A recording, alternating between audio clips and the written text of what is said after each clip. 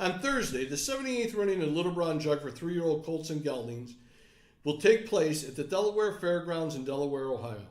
There is a huge 24 race card on tap with the eliminations carded as races 19, 20, and 21. There is a 6-horse field of pacers for each elimination, and the top 3 finishers will earn the right to go back and battle for the Little Brown Jug in race 24. The elims have a purse of $50,000, and the Jug final goes for a hefty $850,000. This year's Jug will not include the number 1 pacing colt in the country, Confederate. That colt won the Kentucky Futurity with ease on Sunday at the Red Mile and has career earnings now of $1,077,929. The Sweet Lou colt was bred by Diamond Creek Farm and will be retired to stud after this season.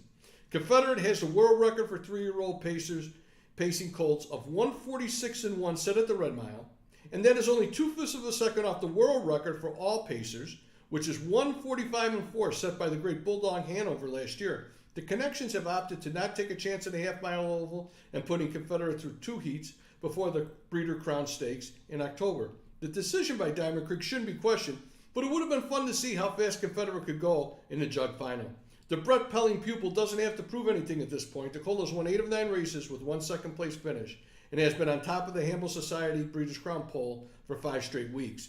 When I first saw the elimination fields, it jumped out that the group for the race 19 elimination had the least amount of total earnings. I think that race is the most difficult to handicap of the 3.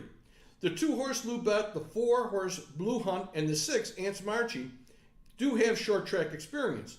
But those 3 together have earnings of only $565,035. The 1-horse Bucephalus has lifetime earnings of $568,750 by itself. The number 3 Hungry Angel Boy has competed mostly at the Meadowlands and has won a race at Pocono on the 5/8. The 5, Moment Is Here, has raced at Mohawk except for 1 race at Redoux Carleton, a 5/8 track in Ontario.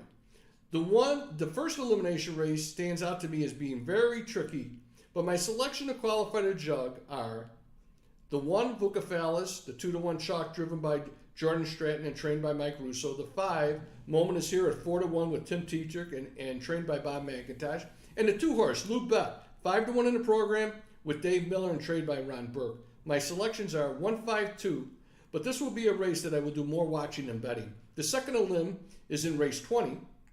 It has 2 supplemental entries, which cost the owners $45,000.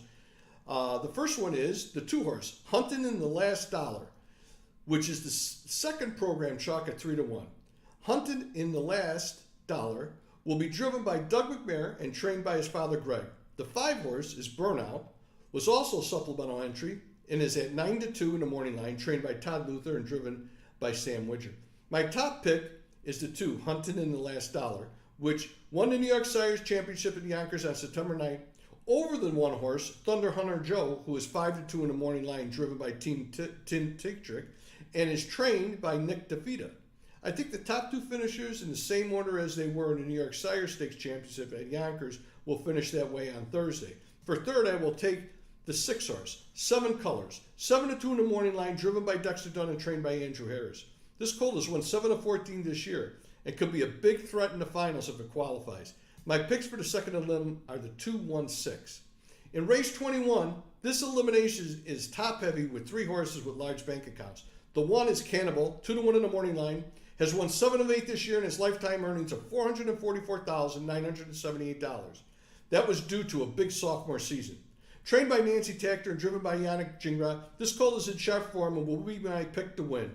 Basically, I look for Gingras to protect the rail and finish on top because that's where he'll be at going into the first turn. It depends how many horses leave, but this guy is very quick off the gate. He should qualify, and I think he could make every call a winning one. The 2, It's My Show, is 9-5 in the morning line. It's driven by Scott Zeron and trained by Linda Toscano. The chalk, in the program chalk, could win this race, but Zeron may look to get a 2-hole trip and be happy to qualify and not use up much gas. There is a reason why this horse is the favorite. He has no trouble on smaller ovals and has won 8 of 11 this year. It depends how the race shakes out, but Zeron has enough horse to use when he needs to, and he will want to make sure he doesn't get locked in and finish an unlucky 4th. For third place, I will lean towards the 4-horse, Stockade Sealster, This EMOR pupil is 7-2 in the morning line, has won 6 of 12 this year, and is a Mohawk standout. With lifetime earnings of over $1 million, being on a short track is not his specialty, but Dave Miller is between the pipes, and my guess is he will grind it out if need be and land in the final. The 3-year-old has won more than his share of big races. So in the last elimination, my picks are the 1, 2, and 4. Trying to pick the jug winner without seeing post positions and how hard the horses were used in the eliminations is a fool's game. But if Vucephalus makes the final, I will be paying close attention because I think he hasn't run his best race yet. Also, 7 Colors and Cannibal will be on my radar, but post draw and how the elims go will be a big influence on where I land. It should be a great day of harness racing, and wishing everyone